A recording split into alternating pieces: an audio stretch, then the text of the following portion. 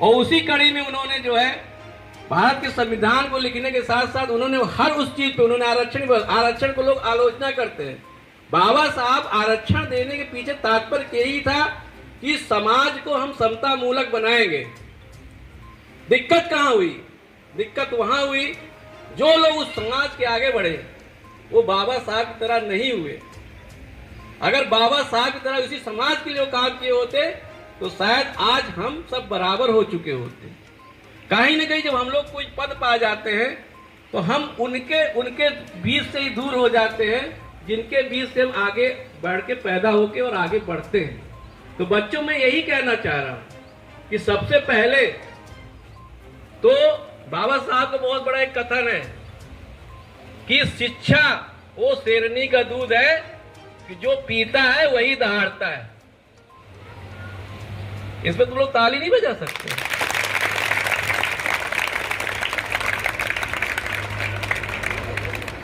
तो सबसे पहले आप बच्चियां हो, आप एक नहीं दो घरों को आगे बढ़ाओगे, लेकिन तब बढ़ाओगे जब शिक्षित है। शिक्षित होने का मतलब ये नहीं होता है कि आपने किताबें पढ़नी। शिक्षित मतलब आप अपने अधिकार को समझिए, आप अपने कर्तव्य को समझिए और समाज में आपके साथ कहीं भी अन्याय हो रहा है उसको सहन मत करिए,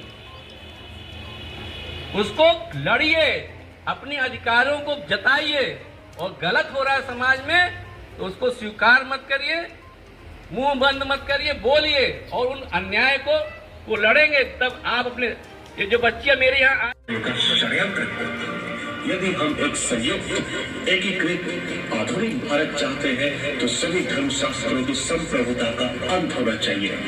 धर्म मनुष्य के लिए है न कि मनुष्य धर्म के लिए। हमें अपने पैरों पर खड़ा होना है, अपने अधिकार के लिए लड़ना है। राजनीति में हिस्सा न लेने का सबसे बड़ा दंड यह है कि अयोग्य व्यक्ति आप पर शासन करने लगता है। मैं राजनीति में सुख भोगने नहीं बल्कि अपने सभी दबे कुचले भाइयों को उनके अधिकार दिलाने आया।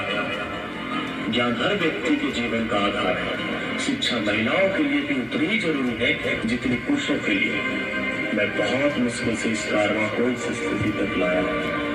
यदि मेरे लोग मेरे सेनापति इस कारवां को आगे नहीं ले जा सके तो पीछे भी मत जाने देना।